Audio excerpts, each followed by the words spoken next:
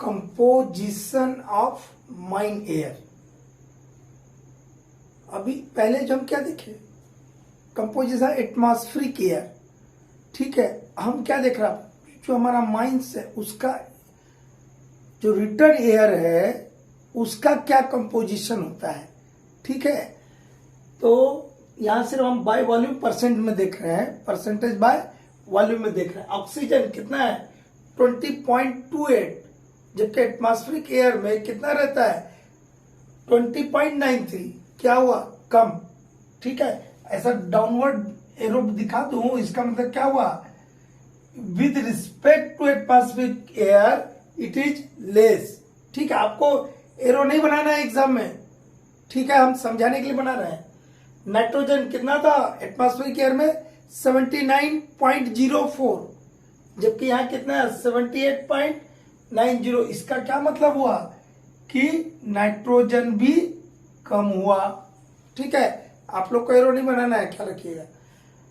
Carbon dioxide atmospheric air में कितना है carbon dioxide 0.03 by volume percent में, लेकिन यहां कितना है 0.36। ये क्या हुआ, इंक्रीज हुआ। इसको हम ऐसा एरो बना दिया, ठीक है।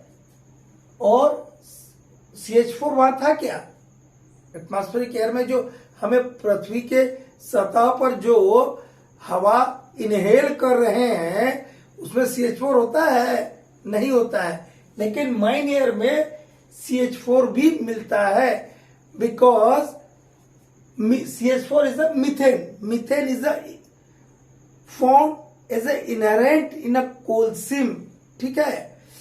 तो कोला खदान है, तो कोल माइंस में CH4 भी 0.46 पाया जाता है। तो इसको तो ना नीचे दिखाएंगे एरो ना ऊपर दिखाएंगे, उसमें था नहीं। कंपेरिजन दो चीज में ना होता है, वहां रहता तब ना, यहाँ ऊपर या नीचे बताते।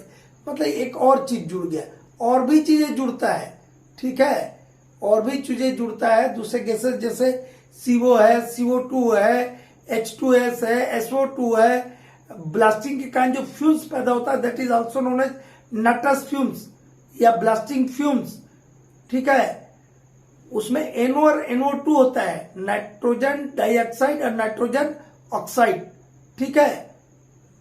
NO और NO2 इन दोनों को बोलते हैं नटस फ्यूम्स या ब्लास्टिंग फ्यूम्स से निकलने वाली ये दो जहरीली गैसेस है। साथ में इसमें CO और CO2 भी होगा। दुनिया में कहीं भी कोई भी चीज का कंबस्टन होगा तो वहां CO और CO2 निकलेगा, ठीक है। थियोरेटिकली कोई भी चीज जले तो कार्बन डाइऑक्साइड निकलना चाहिए, कंप्लीट कंबस्टन होगा तो कार्बन डाइऑक्साइड निकलेगा।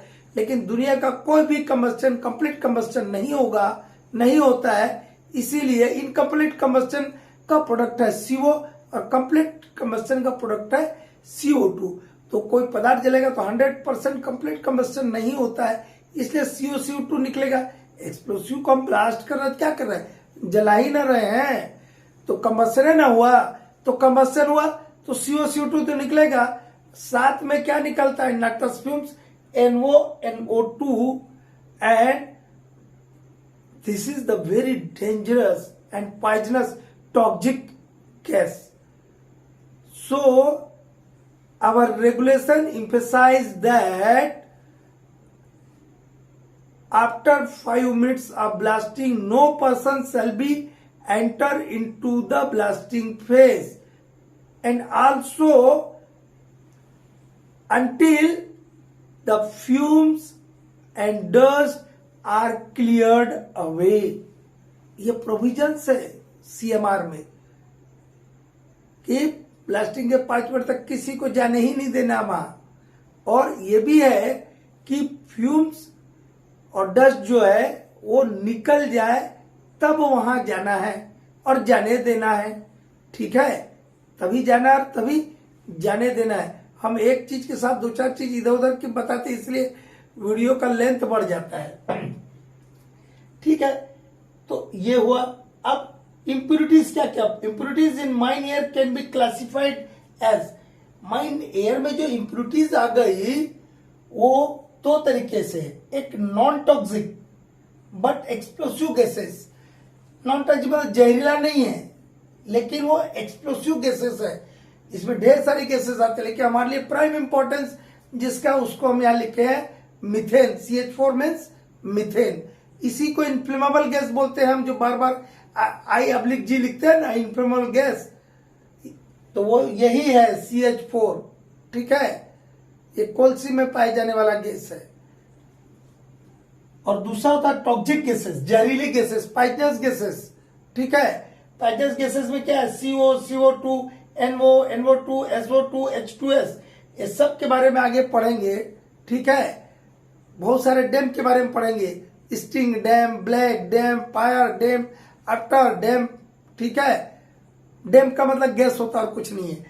तो अब यहाँ पे ये दो चीज को बताना जरूरी था ना कि ऑक्सीजन कैसे कम हो गया भैया। अरे आदमी वहां काम कर रहा है, ब्रीदिंग ले रहा है ना, तो ऑक्सीजन कम होगा ना। ऑक्सीडेशन प्रोसेस भी होता है माइंस में, कोल है ना, कोल का ऑक्सीडेशन होगा, तो ऑक्सीडेशन होगा, तो ऑक्सीडेशन में ऑक्सीजन है ना खर्चा होता है, तो ऑक्सीजन कम होगा कि नहीं होगा। ये सब कारणों से ऑक्सीजन कम हो जाता है। ठीक है, तो ये कंपोजिशन ऑफ माइन एयर हुआ। इसको एक बार बढ़िया देख लीजिएगा, बाद में black dam, after dam, fire dam.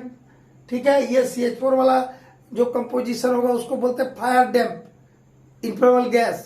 ठीक है, देखेंगे आफ्टर डैम जो एक्सप्लोजन के बाद जो गैसेस बनता है, एक्सप्लोजन वाला इन्वेस्टिगेशन के 3 वीडियो भेजे है ना, तो वो जो एक्सप्लोजन होगा, चाहे कोल्ड डस्ट का एक्सप्लोजन हो या गैस का एक्सप्लोजन, गैस मतलब मीथेन, ये जिसको हम फायर डैम बोलते हैं, उसका एक्सप्लोजन होगा, उसके बाद जो गैस का मिश्रण बनेगा that is known as afterdamp. After मतलब बाद में, किसके बाद में बना, एक्सप्लोजन के बाद में जो गैसों का मिश्रण बना that is known as afterdamp. बहुत सिंपल चीज है, देखेंगे इनके फिजिकल केमिकल प्रॉपर्टीज देखेंगे, साथ में डिटेक्शन के मेथड भी देखेंगे। आज इतना ही।